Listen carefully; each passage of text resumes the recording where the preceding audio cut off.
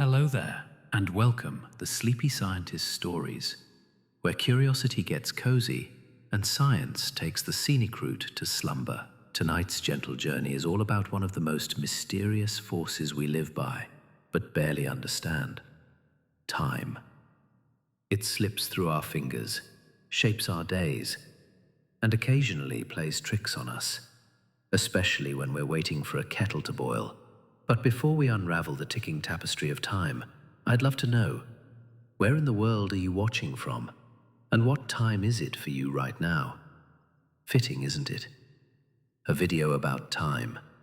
And here we are, scattered across time zones, each of us arriving at this very moment, in our own unique slice of the clock. If you find this voyage soothing, intriguing, or just a nice way to unwind after a long day, I'd be ever so grateful if you gave the video a like and maybe subscribed.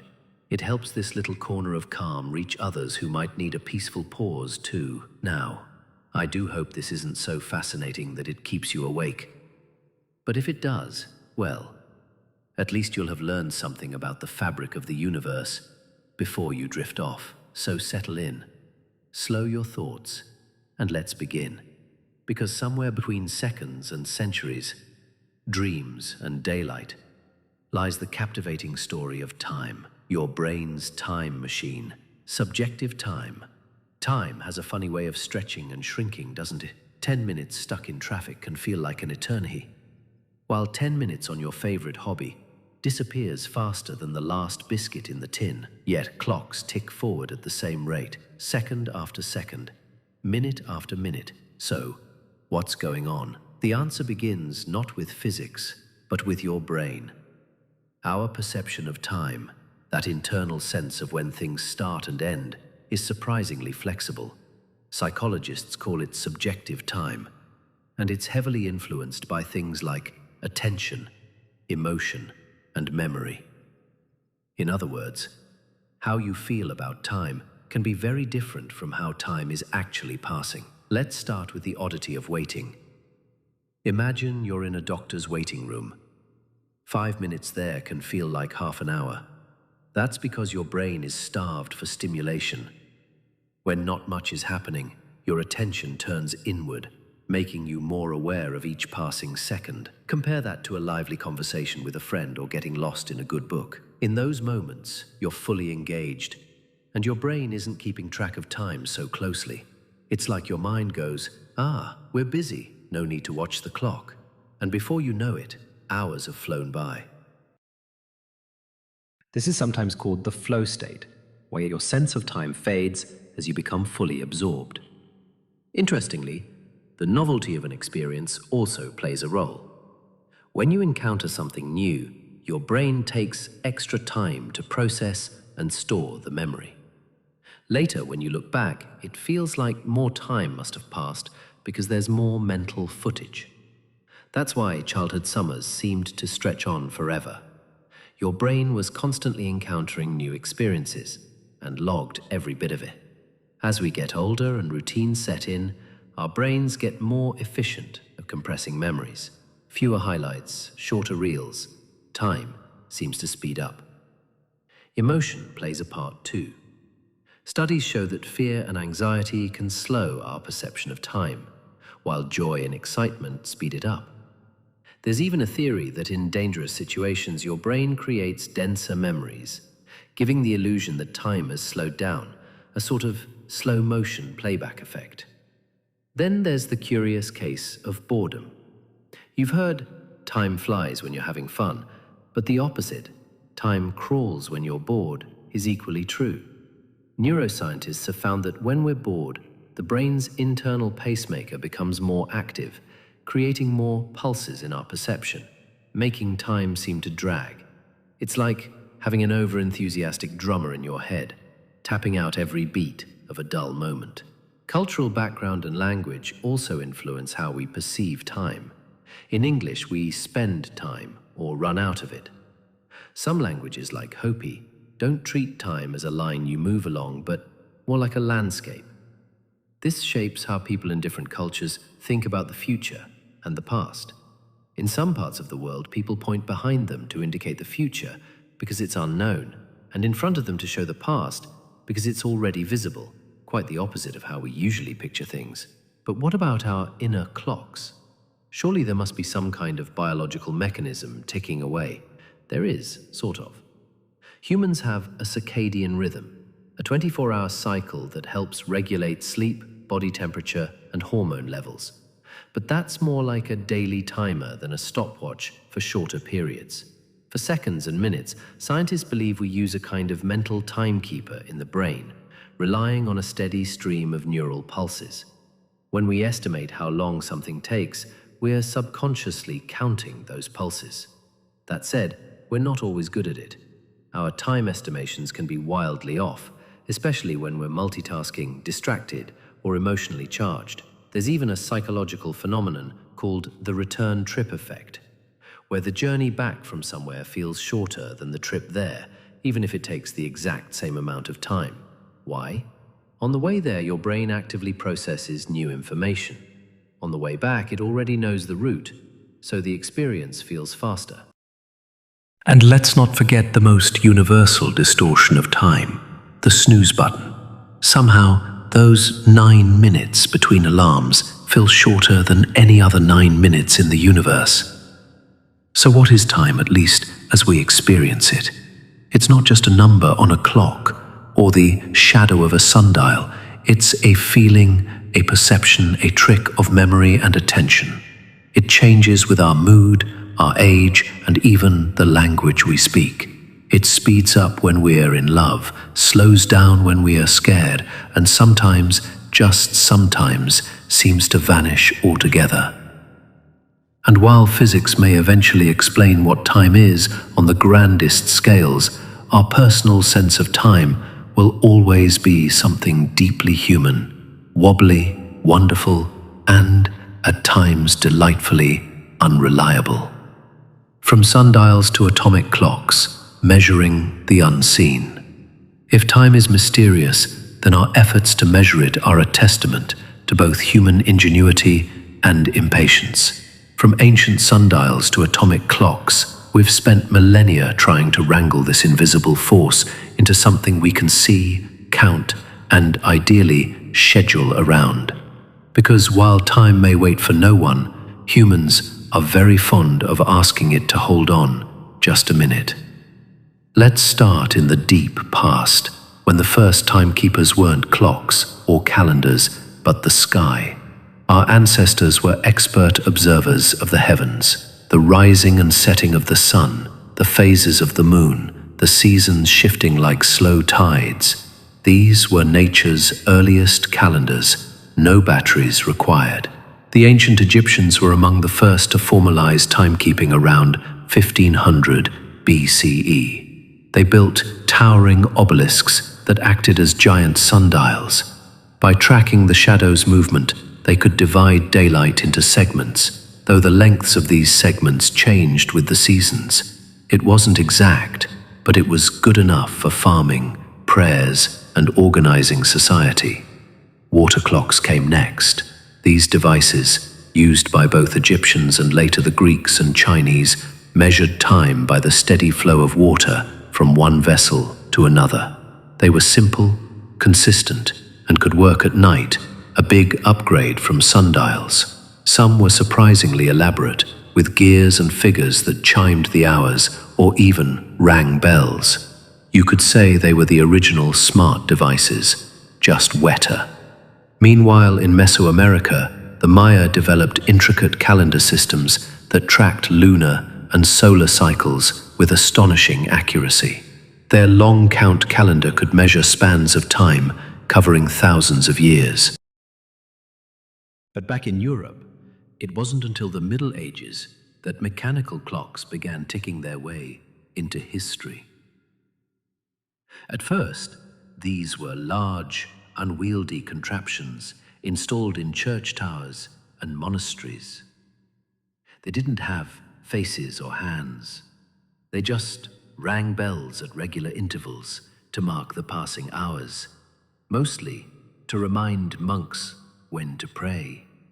You might say monks were the world's first alarm clock users.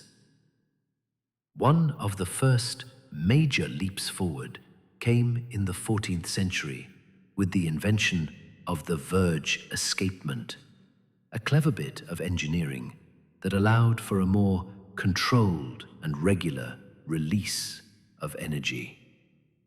This made it possible to build smaller, more reliable mechanical clocks. Eventually, clockmakers added dials and hands so people could actually see the time, not just hear it toll. From there, the pace of innovation began to tick faster. By the 17th century, the pendulum clock entered the scene thanks to the brilliant Dutch scientist Christian Huygens. Pendulum clocks were accurate to within a minute a day, a staggering improvement over earlier designs that could drift by hours. If time was a horse, the pendulum was the saddle that let us ride it with more confidence. The need for even more precise timekeeping became critical during the age of exploration. Sailors desperately needed to know their longitude, and that required knowing the exact time at a fixed reference point, like Greenwich. Enter John Harrison, an English carpenter who spent decades inventing marine chronometers, ultra-precise clocks that could survive the rocking and rolling of a ship at sea. His fourth model, H4, changed navigation forever and earned him a belated but well-deserved place in history. By the 20th century, we entered the age of quartz. Quartz crystal oscillators, first developed in the 1920s, revolutionized timekeeping. When subjected to an electric current, quartz vibrates at an incredibly stable frequency. These vibrations were used to keep time with far greater precision than anything mechanical. Suddenly, clocks and watches could be cheap, portable, and accurate enough to keep the trains running on time, or at least give us no excuse when they didn't. But even quartz has its limits. If you want to know the most accurate time on Earth, you'll have to go atomic. Atomic clocks, first developed in the 1950s, measure time using the natural vibrations of atoms, usually cesium or rubidium. A cesium atom, for instance, oscillates exactly 9. Today, atomic clocks are used to synchronize everything from GPS satellites to internet servers, telecommunications, and global financial systems. Without them, your phone's map wouldn't work, your bank transactions would be chaos, and half the world would miss their Zoom calls. Time, once measured by dripping water and sun shadows, now depends on atoms flipping like microscopic metronomes in high-tech vaults.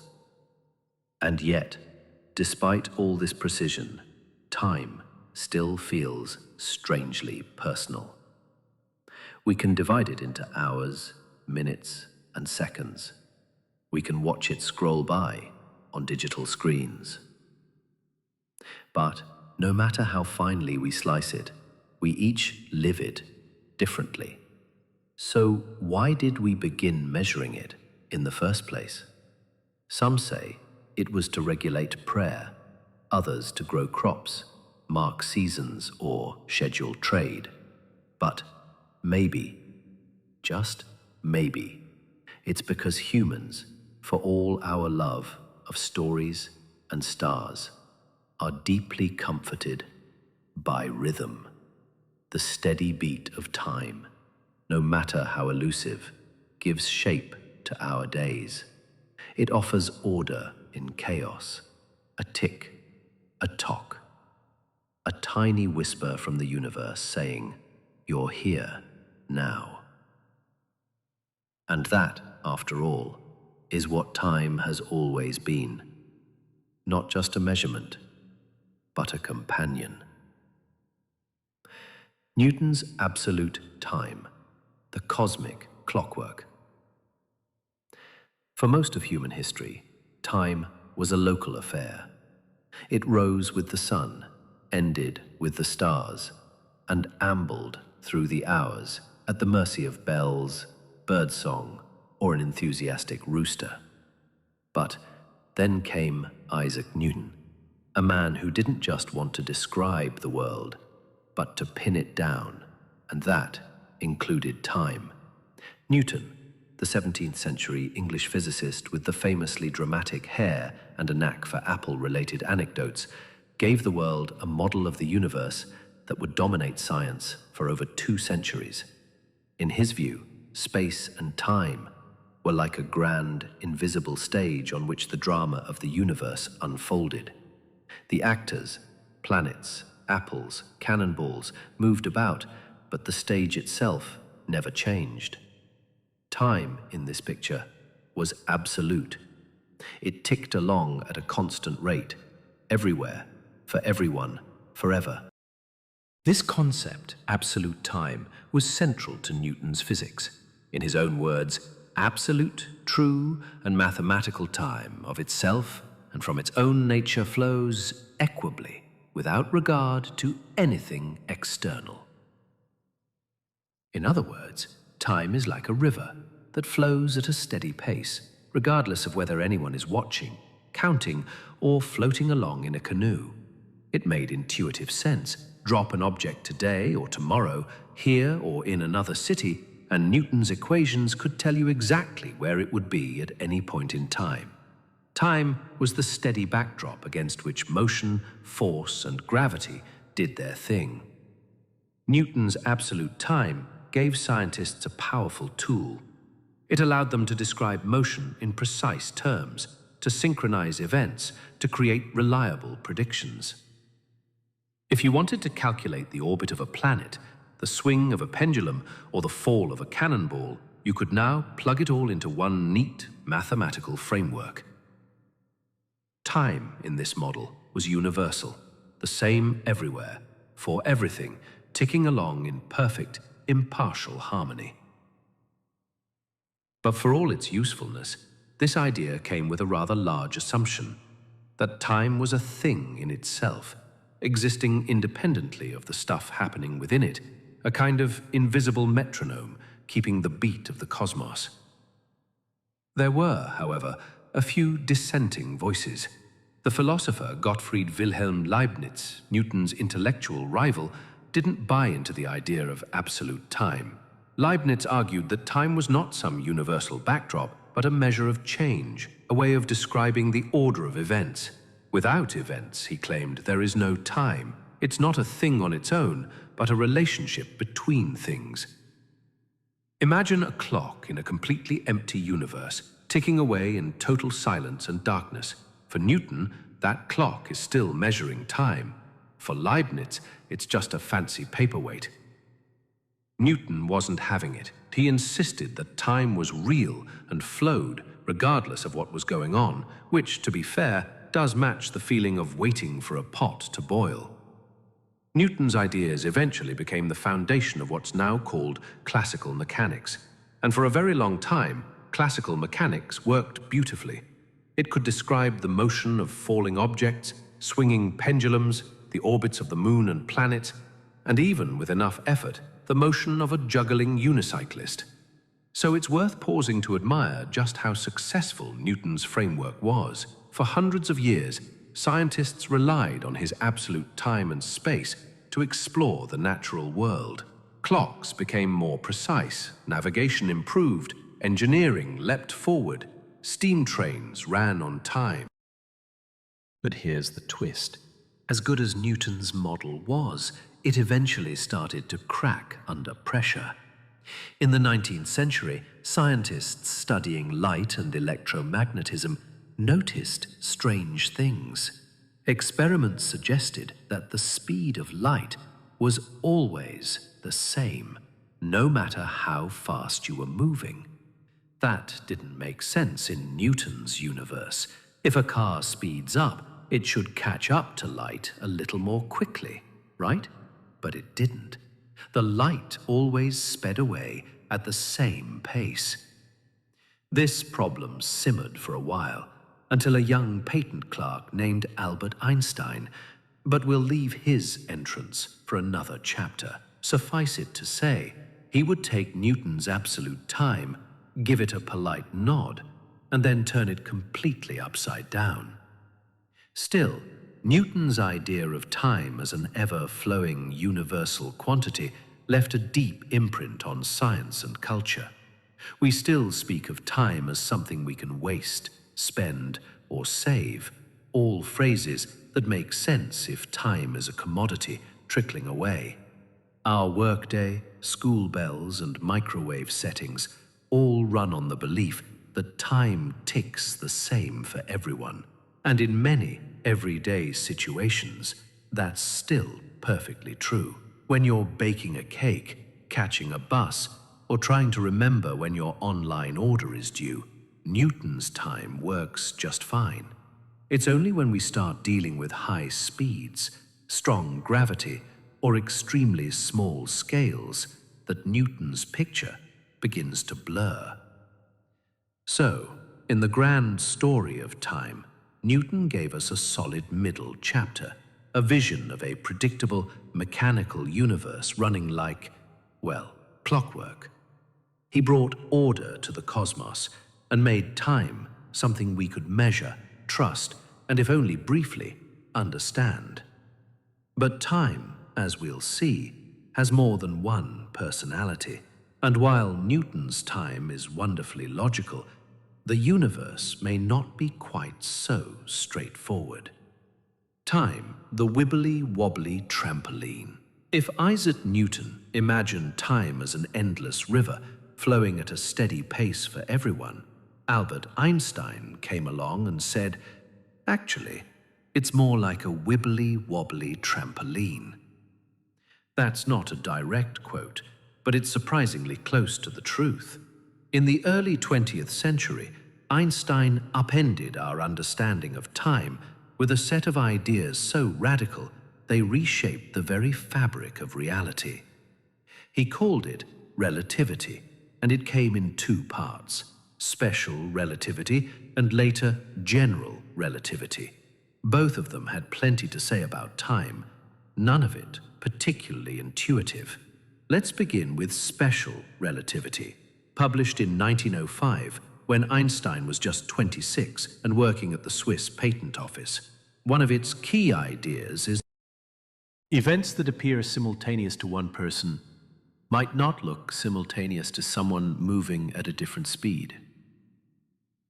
This leads to one of the strangest consequences of special relativity: time dilation. Simply put, the faster you move, the slower time passes for you relative to someone standing still. If you were to board a spaceship and zoom off at near light speed, your onboard clock would tick slower than the one back on Earth. You'd age more slowly, your hair would take longer to grow, you'd miss entire seasons of your favorite shows. This isn't just science fiction, it's been observed. One famous experiment involved flying atomic clocks around the world on airplanes. When compared to identical clocks that stayed on the ground, the airborne ones had ticked ever so slightly more slowly. And then there's the famous twin paradox. Imagine two identical twins. One boards a spaceship and flies around the galaxy at high speed. The other stays home, feeds the cat, and waits. When the traveling twin returns, they'll be younger than their sibling. Not because they used a great skincare routine in space, but because their time actually passed more slowly. The paradox isn't a contradiction, it's a feature of relativity. But speed isn't the only thing that messes with time. In 1915, Einstein expanded his theory into something even bigger: general relativity. This theory dealt with gravity and revealed that gravity too can warp time. General relativity describes gravity not as a force, but as the curvature of space-time caused by mass. The more massive an object, the more it bends the space around it, like placing a bowling ball on a soft mattress. If time were painted onto that mattress, it would stretch and warp along with the space. What this means is that time runs more slowly in stronger gravitational fields. If you stand next to something really massive like a black hole or your friend's overpacked suitcase, time ticks more slowly for you than for someone farther away from the mass. Again, this isn't just theory, it's been measured on Earth. In one experiment, two super-precise atomic clocks were placed at different altitudes, one at the base of a mountain and one at the top. The clock lower down, closer to Earth's center of gravity, ticked a tiny bit more slowly. Even a height difference of just a few centimeters can cause a measurable change in time. So yes, technically, your head is aging faster than your feet. This phenomenon, called gravitational time dilation, has real-world consequences. GPS satellites orbiting Earth experience both types of time warping. They are moving fast, which slows their time, but they're also farther from Earth's gravity, which speeds their time up. To keep your phone... So what does all this mean for our understanding of time? Einstein showed us that time isn't an absolute, universal river. It's more like a stretchy fabric woven together with space itself. It can expand, contract, bend, and twist depending on speed and gravity. And that means your time, the pace at which you experience the universe, depends on where you are and how you move. It's a deeply strange idea, but also kind of beautiful. Time is no longer the same for everyone, everywhere. It's personal, relational, a bit like your taste in tea. Einstein's work didn't just rewrite physics textbooks. It changed how we see reality itself. Time is not a fixed background. It's part of the dance, shifting with the rhythm of matter and motion. And even though most of us don't feel time stretching or shrinking in our daily lives, every second we live is shaped by these subtle distortions. So next time someone tells you they're running out of time, you can gently remind them, actually, time is running out differently, depending on your velocity and proximity to gravitational mass. Then pause, smile, and maybe duck the arrow of time, why yesterday isn't tomorrow. Let's imagine, just for a moment, that you wake up one morning and find everything running backwards. Toast leaps out of your mouth and lands perfectly buttered on a plate. Your tea grows hotter as you drink it. Raindrops fly upward into the sky. Strange? Certainly. Impossible according to the laws of physics. Not exactly. This odd little thought experiment leads us to one of the most intriguing questions in science. Why does time seem to have a direction? In most of the fundamental laws of physics, from Newton's laws of motion to the equations of quantum mechanics, time doesn't really have a preferred direction. They work just as well backwards as they do forwards. If you were to film two particles colliding and play it in reverse, the physics would still check out.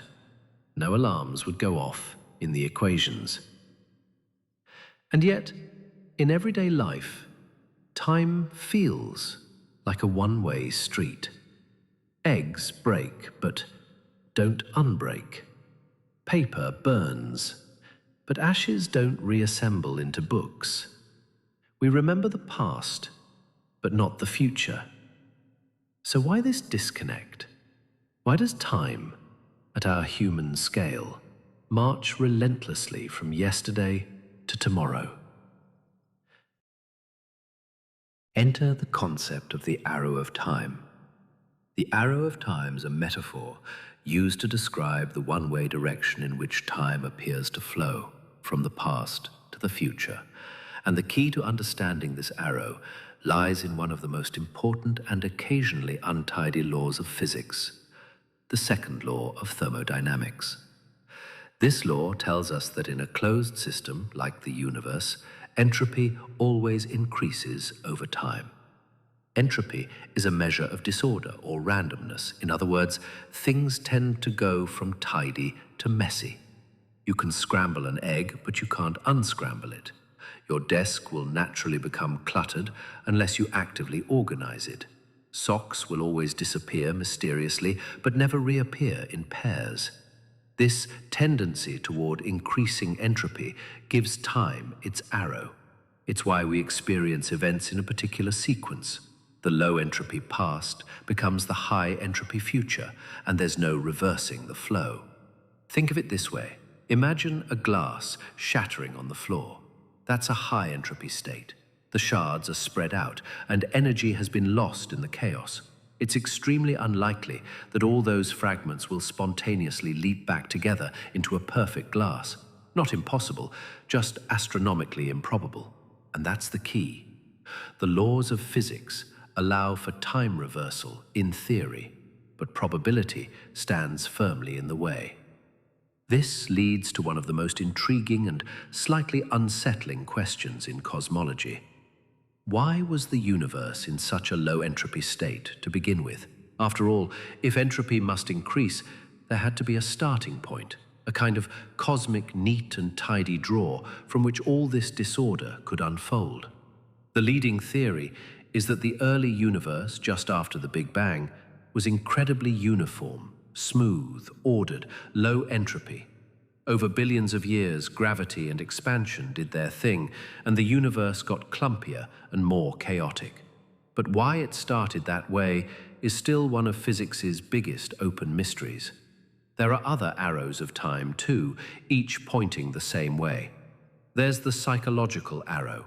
We remember the past, not the future. That's because memories require physical processes in the brain that leave behind traces, and those traces are part of entropy increasing.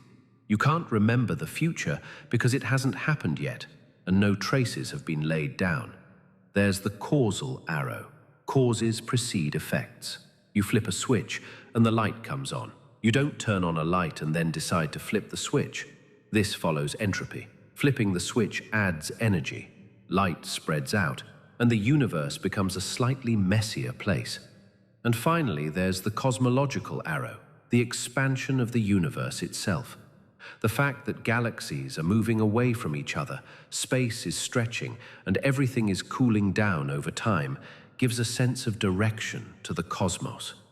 If the universe were contracting, would time feel? That's a theoretical playground scientists still enjoy exploring. It's worth noting, though, that these arrows, entropy, memory, causality, and cosmic expansion, all line up. They all point in the same direction, which is comforting in a way. It suggests that time isn't just a random illusion, but something deeply woven into the structure of reality. A direction carved by the flow of energy, the march of disorder, and the gentle spreading out of everything from a once very tidy beginning. But not everyone is convinced that time, as we experience it, is fundamental. Some physicists argue that the arrow of time is an emergent phenomenon, something that arises only when complex systems like us observe simpler ones like tea cooling or egg scrambling.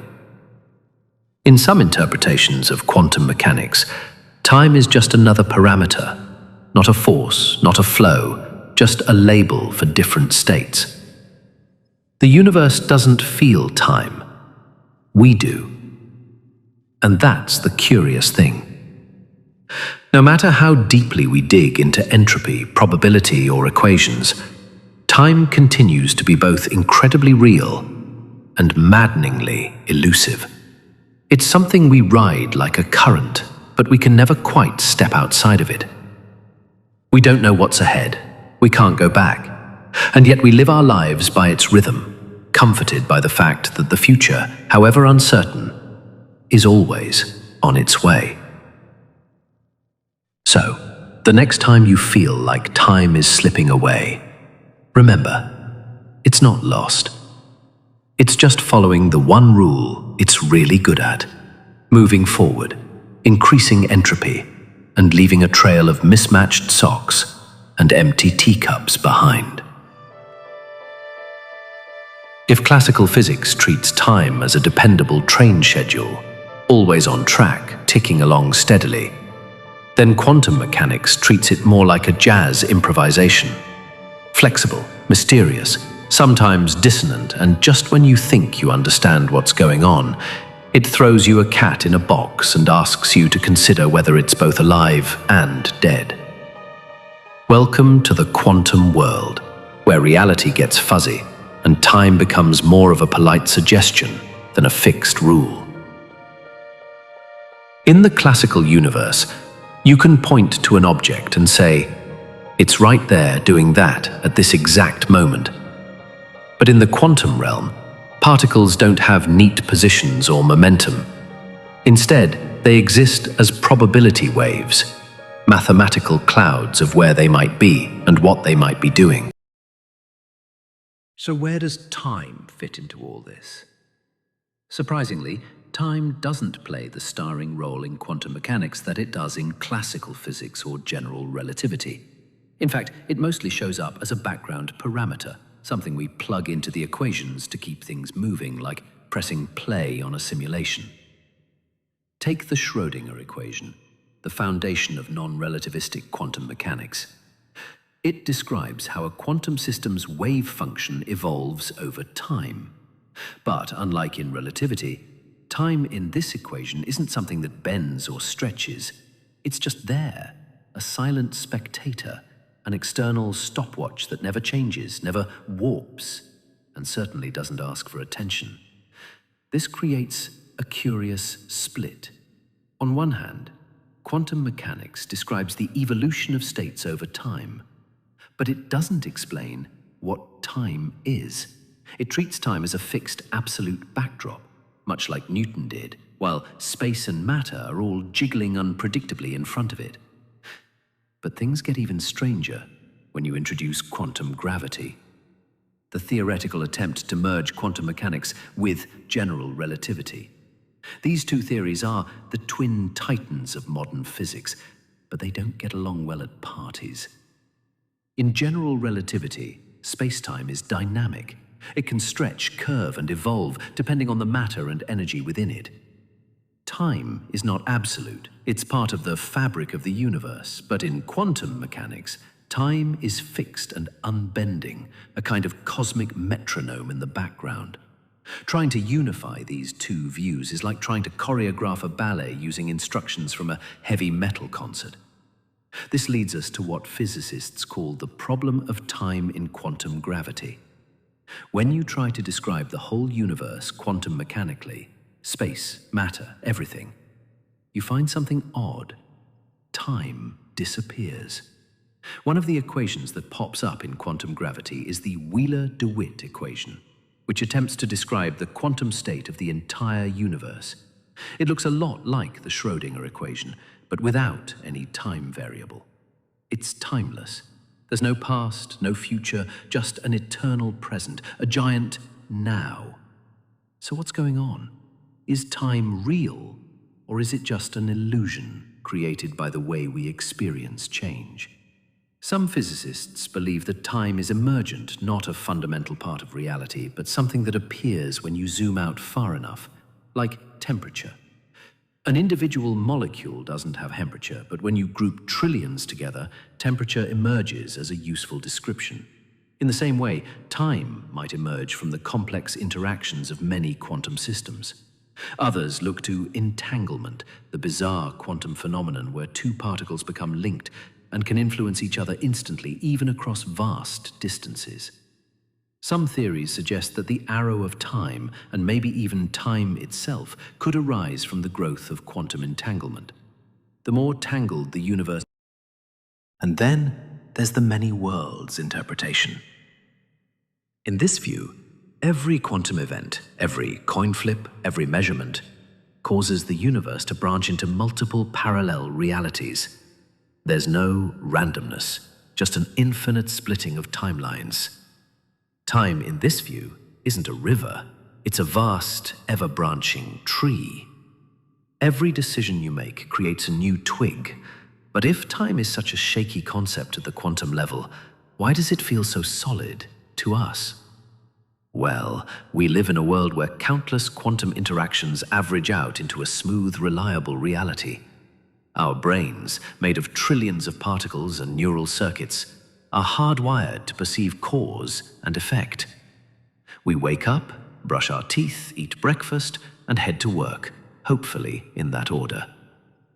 Time, for us, is a story, a sequence of events that gives meaning to change. And storytelling, as it turns out, is something humans are exceptionally good at. We string events together into memories. We imagine futures. We define identities through time, past, present, and hopes for what's next. Whether or not time is fundamental, we certainly treat it as real. Still, quantum mechanics reminds us that underneath that comforting narrative lies something far more elusive. Time may not be the ticking of a clock or the turning of a page, but the unfolding of possibilities, the evolution of probability, the hum of reality tuning itself ever so slightly with every passing moment. So while your wristwatch says it's 10 minutes to midnight, quantum physics whispers, well, yes, from a certain point of view. Biological time, your body's internal clocks. Time isn't just something tracked by ticking clocks or orbiting planets. It's also humming quietly inside you, in your cells, your sleep, your appetite, and even your mood. Whether you're a night owl, an early bird, or a perpetually groggy pigeon, your body is running on its own internal clock, and it's a very old one. This internal clock, or more precisely a network of them, is what scientists call the circadian rhythm, from the Latin circa diem, meaning about a day. Circadian rhythms are biological processes that follow a roughly 24-hour cycle. They regulate everything from when you feel sleepy to how your body processes food, and they're found in nearly all living things: humans, plants, animals, fungi, even some bacteria. If it's alive and vaguely organized, it probably tells time. The master conductor of your circadian orchestra is a tiny region in your brain called the suprachiasmatic nucleus, or SCN for short. It's located in the hypothalamus, just above the point where the optic nerves cross. One of the SCN's most important jobs is controlling the release of melatonin, often called the sleep hormone. Melatonin levels rise in the evening, helping you feel drowsy and fall asleep, and fall in the morning to help you wake up. It's your body's way of saying, hey, maybe don't watch another episode right now. Whether or not you listen is another matter entirely. But here's the thing. While your circadian rhythm runs on a roughly 24-hour cycle, it's not exactly 24 hours. Most humans naturally run a little long, about 24.2 hours, give or take, which means that left entirely to our own devices, like in a cave with no clocks, we'd gradually drift out of sync with the actual day. Daylight exposure is what keeps us anchored. Morning sunlight resets the clock daily, keeping us in harmony with the Earth's rotation, or at least vaguely within range of our morning alarms. Disrupt this delicate system, and things get weird. Enter jet lag, humanity's least favorite travel souvenir. Jet lag happens when your internal clock is out of sync with your external environment. Say when you fly across several time zones in a few hours. Suddenly, your brain thinks it's midnight when it's actually lunchtime, and your stomach, liver, and even your immune system are all deeply confused. That's because different parts of your body adjust to new time zones at different speeds. Another modern culprit is artificial light. Before electric lighting, humans were largely guided by natural daylight. We woke up with the sun and got sleepy when it set, a rhythm still preserved in traditional societies with little exposure to artificial light. But today we're surrounded by screens and bulbs that emit blue light, which tricks our brains into thinking it's still daytime.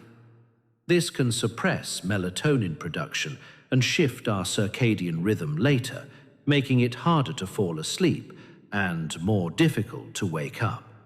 It's not so much that we're night owls now, it's more like we've invited a neon owl into our living rooms and handed it the remote. Interestingly, not everyone's circadian rhythm is the same. Some people are naturally morning types, or larks who spring out of bed with suspicious amounts of energy. Others are evening types, or owls, who hit their creative stride just as everyone else is brushing their teeth. These chronotypes are partly genetic, so if you're not a morning person, it's probably not just laziness. Your brain genuinely doesn't believe it should be awake yet. Circadian rhythms also influence body temperature, which typically drops in the early morning and rises throughout the day, peaking in the late afternoon. This is why many athletes and performers.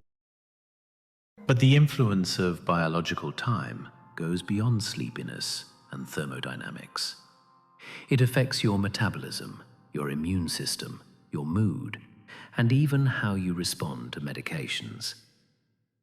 There's a growing field called chronopharmacology, the study of how drug effectiveness changes depending on the time of day. It turns out that timing matters. The same medicine might work better in the morning or evening, depending on what it targets and your body's readiness to absorb it. Plants too follow circadian rhythms. They open their leaves to sunlight during the day and close them at night. They even anticipate dawn, starting to stir slightly before the first rays hit. This isn't just a passive response to light. It's an active internal cycle that persists even in constant darkness. The sunflower doesn't follow the sun because it sees it. It turns because it remembers. And in animals, from birds to bees to rodents, circadian rhythms help regulate everything, from migration to foraging to hibernation. Even fungi, those mysterious forest floor dwellers, have internal clocks that govern spore release and growth cycles. All of this paints a picture of life on Earth as deeply intertwined with time. Not the abstract kind measured by atomic clocks, but a biological time grounded in light and dark, warmth and cold, hunger and rest. A time that pulses through living things like a gentle drumbeat. So the next time you feel tired at 3 p.m. or unusually perky at night, it's not random, it's rhythm. Your body is dancing to an ancient, invisible beat. One that kept our ancestors safe and well rested, long before time zones, digital watches, or double-shot espressos.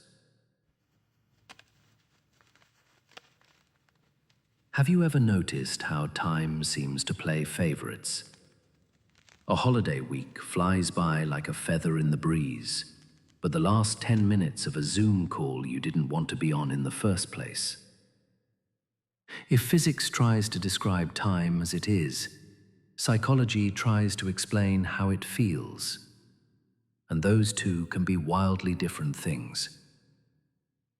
Let's start with perhaps the most basic distortion. Time flies when you're having fun. This cliché actually holds up to scientific scrutiny. When we're deeply engaged, laughing with friends, immersed in a hobby, or watching something genuinely riveting, we're not paying close attention to time itself. Our focus is absorbed in the moment, and our brain effectively stops counting the seconds. The result? When nothing is engaging us, say you're waiting at the DMV, watching paint dry, or listening to someone explain crypto for the 15th time, your brain starts clock watching, and time, like a watched pot, refuses to boil. You become hyper-aware of each passing second, and every moment feels longer than it actually is. There's also the peculiar phenomenon of retrospective versus prospective time. When you're in the moment, time might feel fast or slow depending on your engagement level. But when you look back on it, the effect can reverse. Let's say you spent a week hiking through unfamiliar terrain. During the week, the days might have flown by, but looking back, the trip feels long, packed with vivid memories. That's because novel experiences create more mental bookmarks. Your brain stores more detail, and that gives the impression that more time has passed. Contrast that with a week where you did the same routine every day: wake, work, Netflix, sleep. It might have felt slow while you lived it, but in hindsight, it blurs together.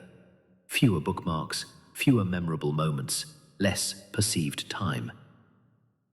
This is part of why time seems to speed up as we get older. When you're young, everything is new. Your brain is constantly learning, recording, and marking the moments. As we age, we settle into routines, fewer surprises, fewer memory markers, and days blend into each other, and suddenly, decades seem to have passed in a blink. It's not that time is going faster, it's that our brains are logging it less actively. There's also the curious effect of emotional intensity on time. When we're scared or anxious, time often feels like it slows down. This isn't just dramatic storytelling, it's been tested in labs. People who experience sudden shocks, like bungee jumps or simulated free falls, report a feeling of stretched out moments. One theory is that the brain, under stress, goes into overdrive, capturing more detail. Later, when we recall it, the dense memory gives the illusion of slow motion. But interestingly, time doesn't actually slow down in the moment. In experiments, people don't perform better during the event itself. They just remember it as longer afterwards. So while your memory says, "That was the longest roller coaster drop of my life," your stopwatch says, "Actually, it was 3.2 seconds. Still impressive, just not Matrix level."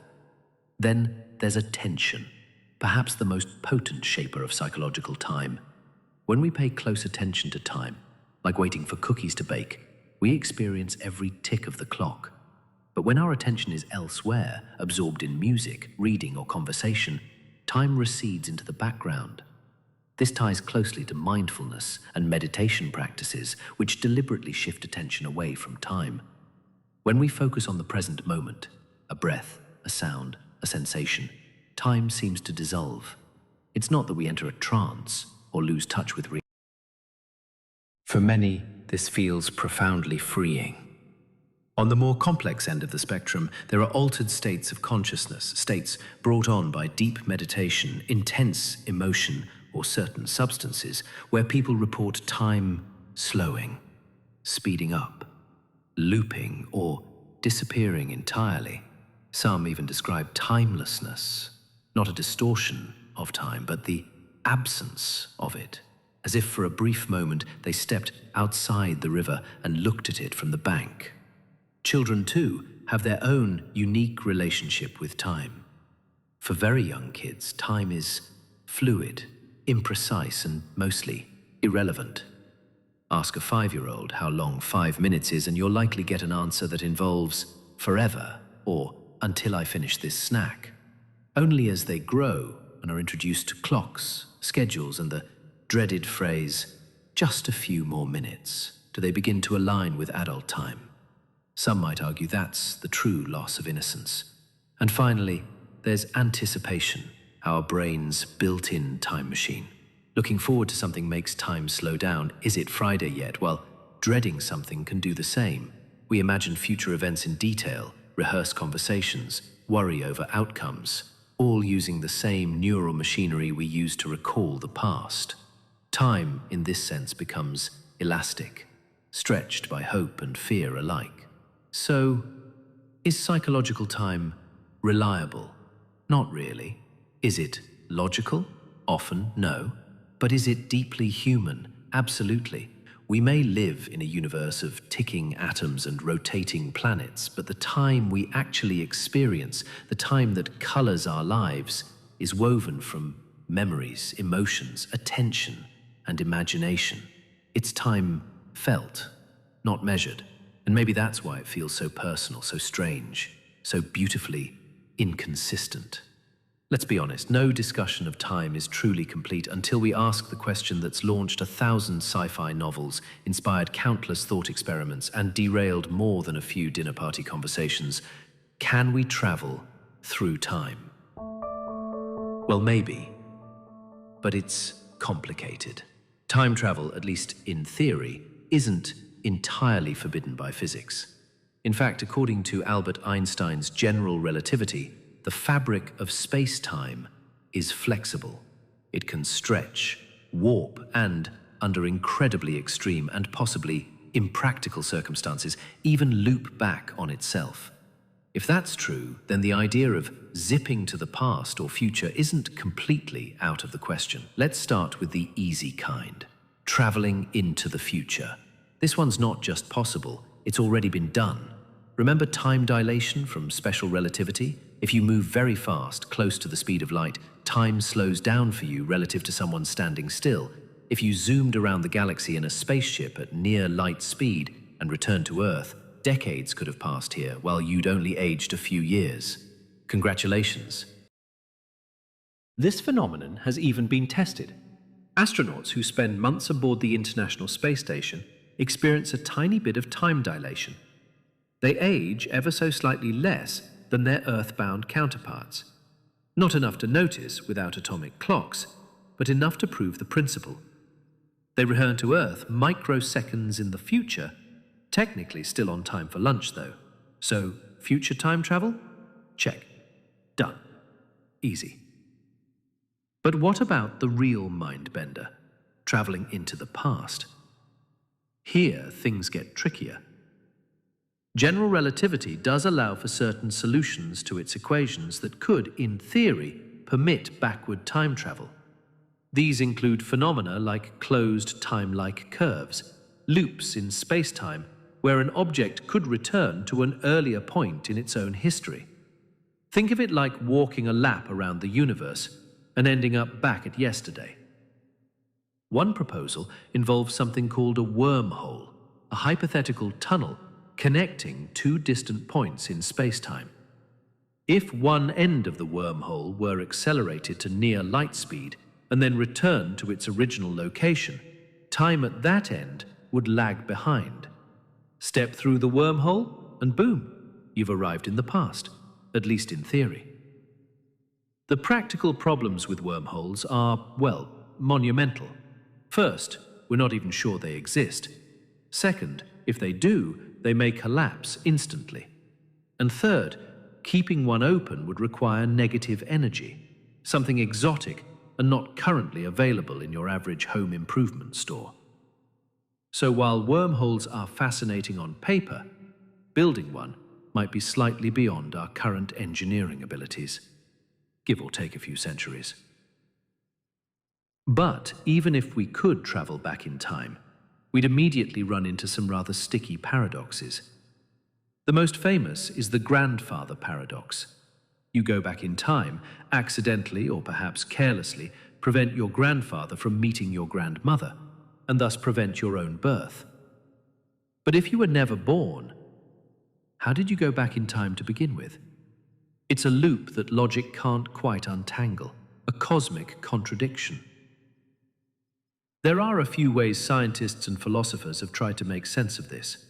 One idea is the block universe model, where all moments in time, past, present, and future, exist simultaneously, like frames in a film reel. In this view, the timeline is fixed and unchangeable. If you go back in time, everything you do was always part of the past, so you can't change anything. You're just playing your role in an already written scene. Another possibility is the many worlds interpretation, borrowed from quantum mechanics. In this scenario, if you go back in time and change something, you don't alter your original timeline. You create a new, branching universe where events unfold differently. You can stop your grandfather from meeting your grandmother, but it only affects that. There's also the cheeky and very scientific-sounding Novikov self-consistency principle, which essentially says you can't create a paradox no matter how hard you try. If you go back in time, the universe will somehow prevent you from doing anything that would change the future. Try to assassinate your grandfather and your gun will jam, or you'll trip, or he'll unexpectedly join a monastery. It's like the cosmos has a built-in insurance policy against timeline tampering. Still, all of this remains theoretical and highly speculative. No one has ever built a time machine. No one has ever documented a time traveler, not for lack of trying, and the internet is full of interviews with suspiciously modern-looking figures in old photographs. And physicists still debate whether the math permits or prohibits time loops. One interesting point: if backward time travel were possible, and if someone in the future eventually invents it, where are all the time tourists? Shouldn't we be knee-deep in visitors from the year 4000, taking selfies with dinosaurs or trying to blend in at medieval banquets? Some suggest time travel might be limited to the point of its invention. You can't go back to before the first time machine was created. Others think travelers might be incredibly discreet, or perhaps more realistically, time travel into the past is simply impossible, despite what the equations tease us with. And maybe that's for the best. As much as we fantasize about revisiting the past and fixing mistakes, reliving moments, buying absurd amounts of Bitcoin, perhaps time's one-way nature is part of what makes it meaningful. We can't edit our lives like a video. We move forward, moment by moment, with all the richness, imperfection, and unpredictability that comes with it. Still, it's fun to dream, and who knows, maybe someone from the future is reading this right now, nodding quietly and thinking, "Ah, yes, the primitive beginnings of temporal theory." If so, welcome, and please don't spoil how this chapter ends. The futures is clearly Earth. Winning time travel into this would press the mating bag. Does time actually exist? The ultimate question. After traveling through the physics of clocks and the psychology of minutes, after bending time near black holes and wondering about wormholes, we arrive at perhaps the strangest question of all. Does time actually exist? Now, that might sound like a philosopher's trick, the kind of thing you'd hear at 2 a.m. in a dorm room filled with empty tea mugs and earnest eyebrows. But it's a question that physicists, too, take seriously. Because when you peel back the layers of how we experience time and how we describe it mathematically, something strange starts to happen. It starts to disappear. Let's begin with a reminder of how we usually think of time. For most of us, it feels like a river flowing smoothly, carrying us from past to present to future. We're all floating down. The philosophical idea that only the present moment is real. The past is gone, the future doesn't exist yet, and now is all there ever truly is. It aligns with how we live our lives, moment by moment, breath by breath, ticking along with our clocks and calendars. But there's another idea, one that Einstein's theories of relativity helped make famous. It's called eternalism, and in this view, time doesn't flow at all. All moments in time, past, present, and future, already exist. The universe is like a four-dimensional block, sometimes called the block universe. Time isn't something we move through, it's a dimension we're part of, just like space. In this view, your childhood, your future retirement, and everything in between are all laid out like pages in a book. You don't become older, you already are older on some page, younger on another. You're not surfing time, you're a static thread, woven into the fabric of a space-time quilt. Comforting? Maybe. A little spooky? Also yes. This concept arises naturally from relativity. Remember simultaneity, the idea that two things happen at the same time depends on your motion. Two observers moving at different speeds can disagree about what now means.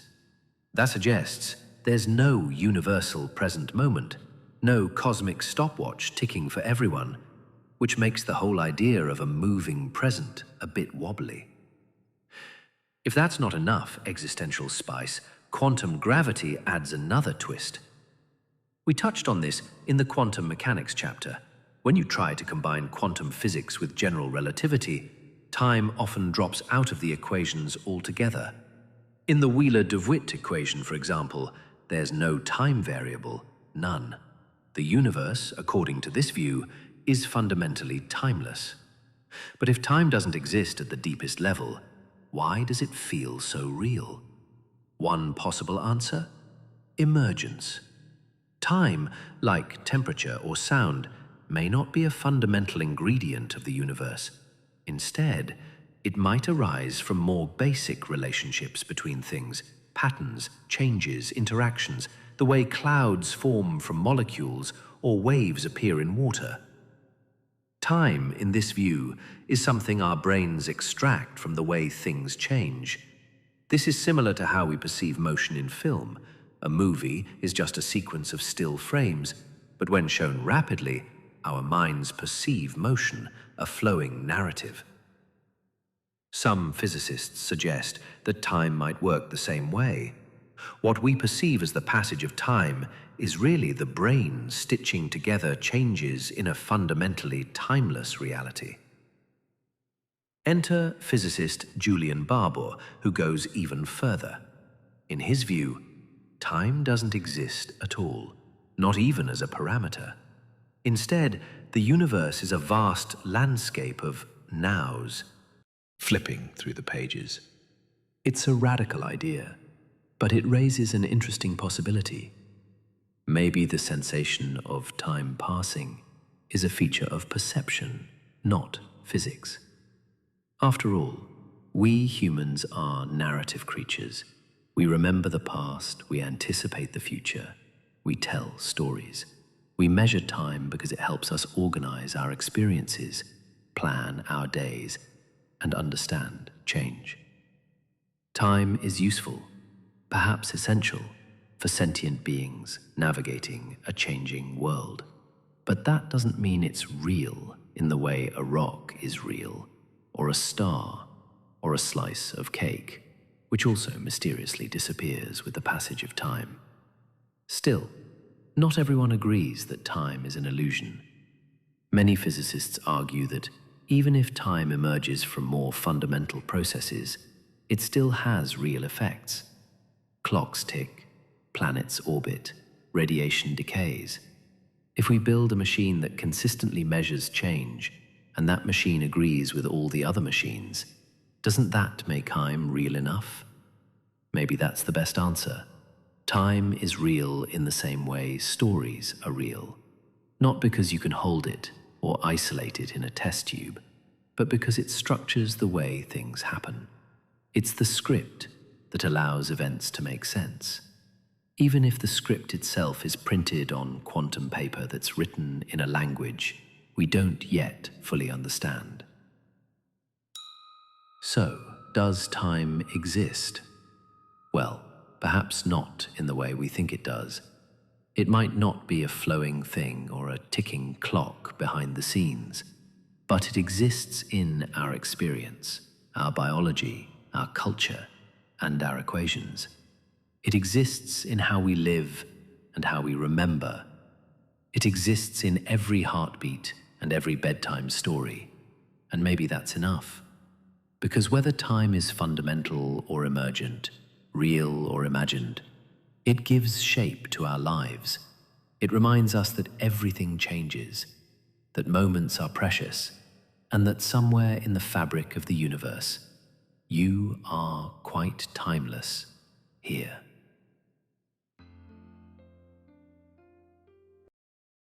And so, dear listener, we arrive at the end of our little voyage, or perhaps just another moment in the vast, looping sea of them.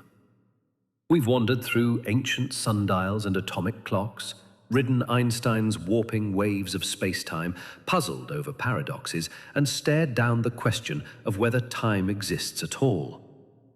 Along the way, we've seen that time is not just one thing, but many. A rhythm felt in the body, a trick played by memory, a wrinkle in gravity, a story told by change. And now, here you are, a little farther along your own timeline than when we began. But was it seconds, minutes, an hour? Or did the flow of words stretch and shrink like it so often does when the mind begins to soften into sleep? So let me ask you once more, gently, as I did at the start, where are you listening from tonight? And what time is it right now in your little corner of the world? Funny, isn't it? After all this talk about time being relative, flexible, maybe even imaginary, we still anchor ourselves to it. A glowing number on a screen, the hush of late evening, the feeling of winding down, breath by breath. And if you found any calm in this quiet expedition, if the wonders of the cosmos gave you peace, or the questions helped you drift gently into your dreams, I'd be ever so grateful if you'd like the video, maybe subscribe, and share this sleepy space with someone else who might need it. Time may be slippery, strange, and possibly a complete illusion, but right now, here in this moment, it's just you, this voice, and the slow rhythm of rest. Sleep well, fellow traveler, wherever and whenever